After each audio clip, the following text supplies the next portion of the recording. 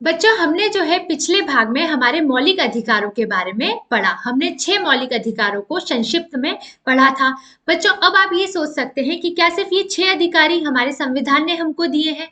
नहीं बच्चों, हमारे संविधान और कानून ने हमें कई ज़्यादा अधिकार दिए हैं, पर वो मौलिक अधिकार है, यानी कि जो दूसरे अधिकार हैं, वो उनसे बने हुए हैं, यानी कि उनका स्रोत जो है वो मौलिक अधिकार है। इसलिए हमने उसे बहुत ज़्यादा संक्षिप्त में पढ़ा था।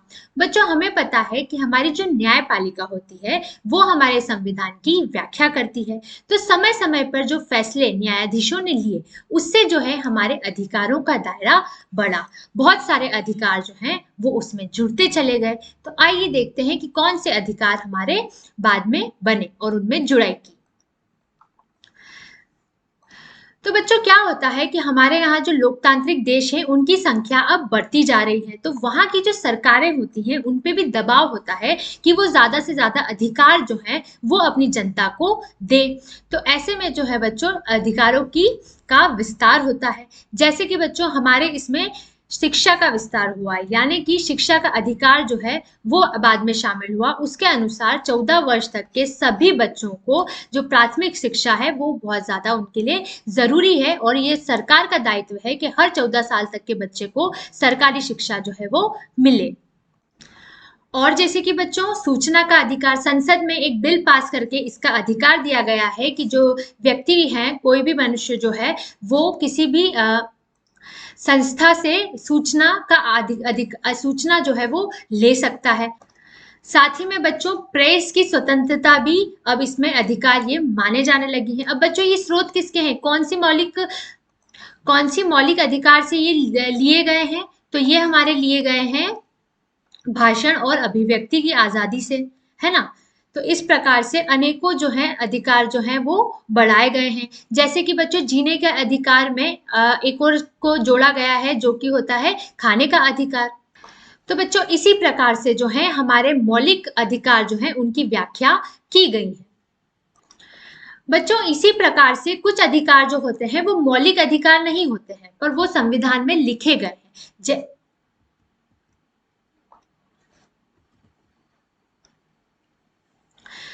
बच्चों, इसी प्रकार कुछ अधिकार जो होते हैं वो मौलिक अधिकार नहीं होते हैं।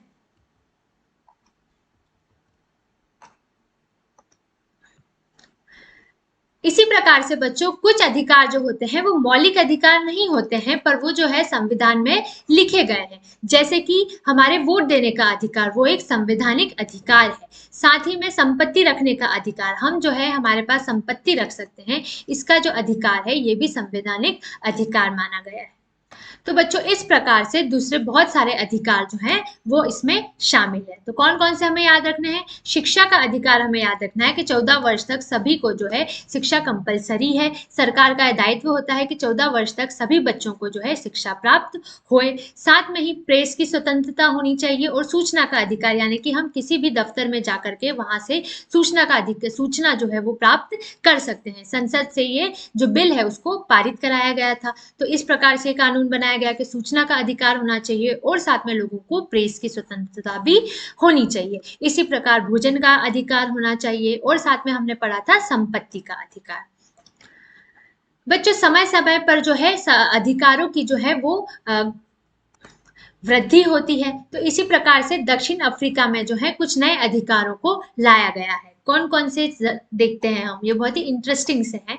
पहला ये एकांता का अधिकार, यानी कि बच्चों, जो उसके संचार माध्यम वाली जितनी भी चीजें हैं उनको पूरी तरीके से गोपनीय रखा जाए। उसके परिवार से संबंधित जितनी भी जानकारियां हैं वो गोपनीय रखा जाए। एकांता का अधिकार यानी कि बच्चों, इंग्लिश में बोले तो राइट टू प्राइवेसी, यानी कि उसके जितने भी संचार माध्यम से जो वो करता है, जैसे कि मैसेजेस हो गए, उसके कॉल्स हो गए, इन सब में जो है उसकी गोपनीयता बनी रहे। साथ ही में बच्चों, उसके परिवार संबंधित जितनी भी जानकारियां हैं उनमें भी गोपनीयता बनी रहे, कि उसे कब शादी करनी है, उसे कब बच्चे करने हैं, ये सारे अधिकार उसके खुद के होने चाहिए।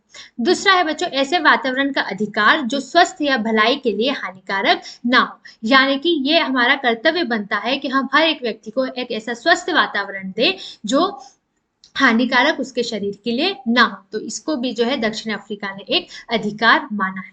साथ ही में बच्चों, पर्याप्त आवास तक पहुंच का अधिकार, यानी कि यानी कि उसके पास जो है पर्याप्त आवास रहे जिसमें वो रह सके, ये उसका एक अधिकार है वहां पर। साथ ही में बच्चों स्वस्थ देखभाल सेवा, उसकी जो स्वास्थ्य की जो देखभाल की सेवा है, और उसे जो है पर्याप्त भोजन मिले और साथ में पानी मिले, इसका अधिकार भी जो है दक्षिण अफ्रीका ने अपने हर एक नागरिक को दे रखा है, और इसको सुनिश्चित करने का काम सरकार का है कि इन अधिकारों का जो है वो पालन हो सके। कौन कौन सा? पहला है बच्चों एकांतता का अधिकार, यानी कि राइट टू प्राइवेसी, कि उसकी जितनी भी संचार माध्यम की जो चीजें हैं वो गोपनीय रहे, उनको ऐसा वातावरण मिले जो उनके स्वास्थ्य के लिए अच्छा हो, साथ ही में उनको पर्याप्त आवास मिले, साथ में ही स्वास्थ्य देखभाल की सेवाएं, और हमें पर्याप्त भोजन और पानी तक का पहुंच का अधिकार जो है दक्षिण अफ्रीका में हर एक व्यक्ति को है।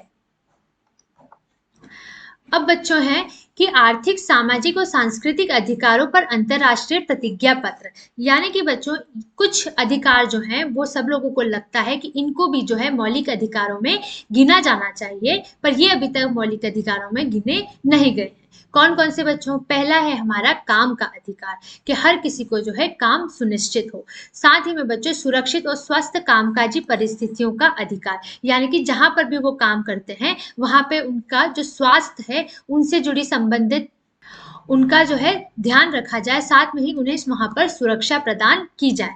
साथ में ही पर्याप्त जीवन स्तर का अधिकार, यानी कि बच्चों जीवन का जो है एक स्तर होता है, हम जो है हम कहते हैं कोई मिडिल क्लास फैमिली होता है, कोई गरीब रेखा के अंदर आता है, तो हमारे पास जो है सुनिश्चित हो कि एक स्तर के नीचे जो है कोई भी लोग पाए ना जाए, सबके पास कम से कम रोटी कपड़ा मकान तो हो ही सही। साथ में ही बच्चों सामाजिक सुरक्षा और बीमा का अधिकार, हमें जो है बीमा का अधिकार होना चाहिए कि अगर हमें कुछ हो जाता है तो हमारे स्वास्थ्य संबंधित हम सारी चीजों का उसकी जो है देखभाल हो सके, साथ में ही अगर उसकी आकस्मिक मृत्यु हो जाती है तो उसके बीमा से जो है उसके परिवार का काम चल सके।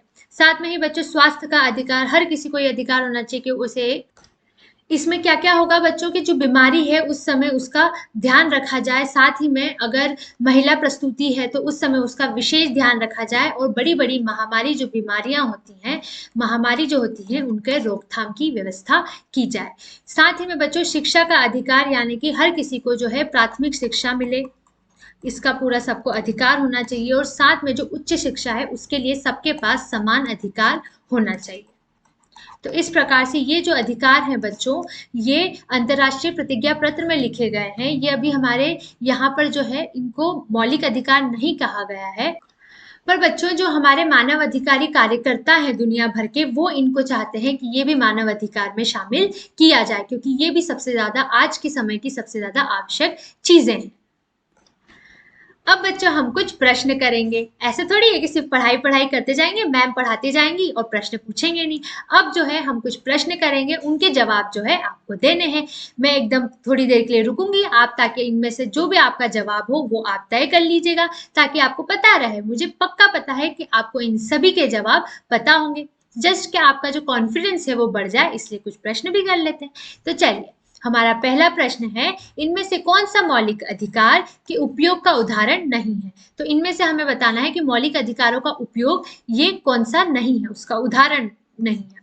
तो पहला क्या है? बिहार के मजदूरों का पंजाब के खेतों में काम करना, क्या ये मौलिक अधिकार है? हाँ बच्चों, हमने पढ़ा था कि सभी को जो है स्वतंत्रता है कि वो कहीं पर भी जाके रुक सकते हैं और कहीं पर भी जो है कोई भी व्यवसाय कर सकते हैं, तो ये उसके अंतर्गत आता है। तो ये मौलिक अधिकार का उपयोग का ही उदाहरण हुआ। फिर दूसरा है ईसाई मशीनों द्वारा मशीनरी स्कूलों की श्रृंखला चलाना। हमने पढ़ा था कि हर किसी को जो है धर्म का प्रचार करने का जो है अधिकार है। साथ ही में हमने पढ़ा था कि हर किसी को अपने सांस्कृतिक और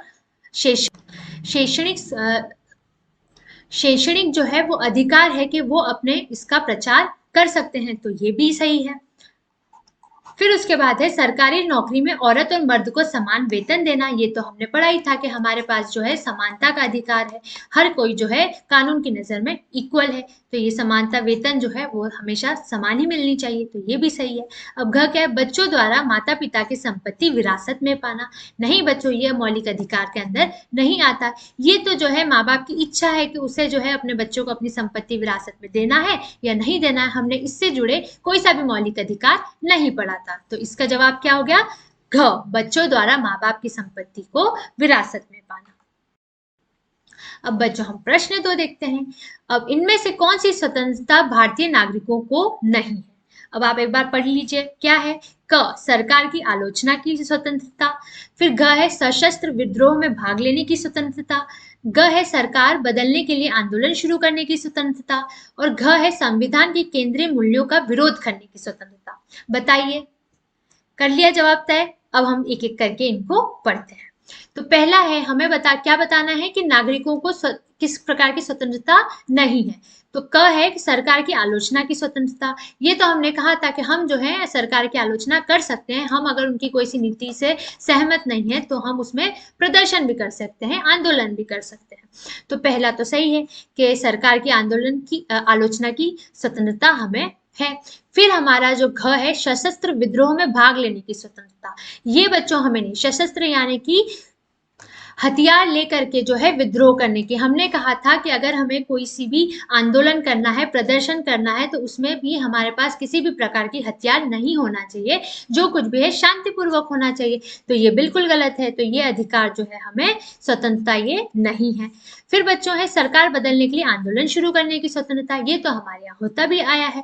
अगर हम किसी सरकार से अच्छा ताल्लुक नहीं रखते हैं, वो कुछ मनहानि कर रही है, वो कुछ गलत कर रही है, तो हम उसके प्रति जो है आंदोलन की शुरू कर सकते हैं। फिर बताया गया है कि संविधान के केंद्रीय मूल्यों का विरोध करने की स्वतंत्रता। हमें पूरी तरीके से ये अधिकार है, ये स्वतंत्रता है कि हम किसी भी चीज पर जो है आलोचना अपनी जो है अपना विचार जो है वो प्रकट कर सकते हैं। तो ये भी है हमारे पास। तो क्या है इसका उत्तर? सशस्त्र विद्रोह में भाग लेने की स्वतंत्रता, यानी कि हथियार लेकर के हम किसी भी चीज में जो है भाग नहीं ले सकते। अब बच्चों प्रश्न 3 है क्या कि भारतीय संविधान इनमें से कौन सा अधिकार देता है? हमें इनमें से अधिकार बताना है कि संविधान में कौन सा अधिकार जो है वो लिखा हुआ है। पहला है काम का अधिकार, दूसरा है पर्याप्त जीविका का अधिकार, ग है अपनी संस्कृति की रक्षा का अधिकार, और चौथा है निजता का अधिकार। तो बच्चों हमारे मौलिक अधिकारों में इनमें से कौन सा आता है? ग सांस्कृतिक और शैक्षणिक अधिकार हमें ये दिया गया है। काम का अधिकार, पर्याप्त जीविका का अधिकार और निजता का अधिकार बच्चों हमारे यहाँ पर मौलिक अधिकारों में गिनती नहीं की जाती है।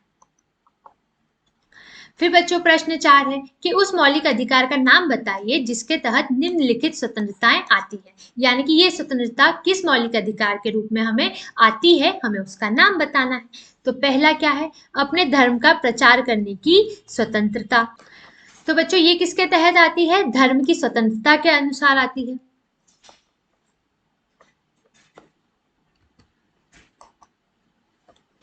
तो बच्चों ये किसके तहत आती है? धर्म की स्वतंत्रता के अधिकार के तहत आती है। फिर है जीवन का अधिकार, ये किस में आती है बच्चों? ये स्वतंत्रता में आती है। स्वतंत्रता का अधिकार में जीने का अधिकार आता है। इसमें भी लिख देते धर्म की स्वतंत्रता का अधिकार। 6 पढ़े थे बच्चों हमने, उनमें से ही हमें इनको डालना है कि कौन सा किस में आता है। छुआछूत की समाप्ति, ये किस में आता है बच्चों? समानता में आता है। समानता का अधिकार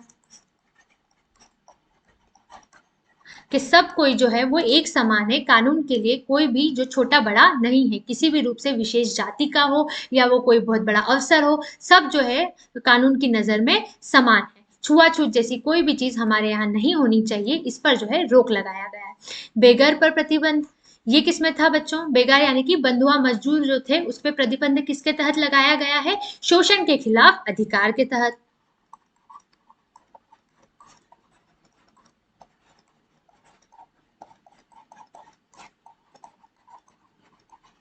है ना बच्चों? तो ये हमने देख लिया क्या है। पहला, धर्म का प्रचार करने की स्वतंत्रता किस अधिकार के तहत आती है? धर्म की स्वतंत्रता के अधिकार के तहत आती है। जीवन के अधिकार की स्वतंत्रता स्वतंत्रता का अधिकार के इसमें आती है। छुआछूत की समाप्ति समानता के अधिकार से आती है। और बेघर पर प्रतिबंधी जो है वो शोषण के खिलाफ अधिकार से आती है। अब बच्चों हम हमारा 5वां प्रश्न पढ़ लेते हैं कि लोकतंत्र और अधिकारों के बीच संबंधों के बारे में इनमें से कौन सा बयान ज्यादा उचित है। अपनी पसंद के पक्ष के कारण बताइए। अब हमें ये 3 जो है ये एक सेंटेंस दे रखे हैं, इनमें से हमें बताना है कि अधिकार और लोकतंत्र के बीच में सबसे सही जो बयान है, उचित बयान कौन-सा है? तो क है हमारा, हर लोकतांत्रिक देश अपने नागरिकों को अधिकार देता है। ख है हमारा, अपने नागरिकों को अधिकार देने वाला हर देश लोकतांत्रिक होता है। ग, अधिकार देना अच्छा है पर यह लोकतंत्र के लिए जरूरी नहीं। आपके विचार से इनमें से कौन सा सही होना चाहिए? मेरे हिसाब से तो बच्चों क वाला जो है इसका सबसे सही उत्तर होना चाहिए कि हर लोकतांत्रिक देश जो होता है, जो चुनाव के द्वारा उसमें सरकार चुनी जाती है, जहां लोगों की सत्ता होती है, जहां लोगों का शासन होता है और लोगों के द्वारा ही शासन किया जाता है, वहां पे अपने नागरिकों को वो अधिकार देता है।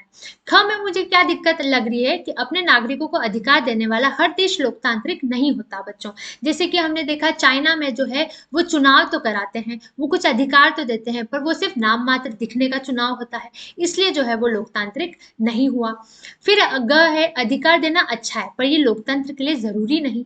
नहीं बच्चों, लोकतंत्र का सबसे बड़ा अंग ही अधिकार देना है, क्योंकि जब तक लोगों को स्वतंत्रता नहीं होगी, लोगों के पास समान अधिकार नहीं होंगे, तो वो लोकतंत्र कहा ही नहीं जा सकता। एक समय के बाद अगर वो लोकतंत्र चल भी रहा है तो वो तानाशाही की ओर बढ़ जाएगा। तो इसके लिए क, हर लोकतांत्रिक देश अपने नागरिकों को अधिकार देता है, ये इसका सबसे सही उत्तर है।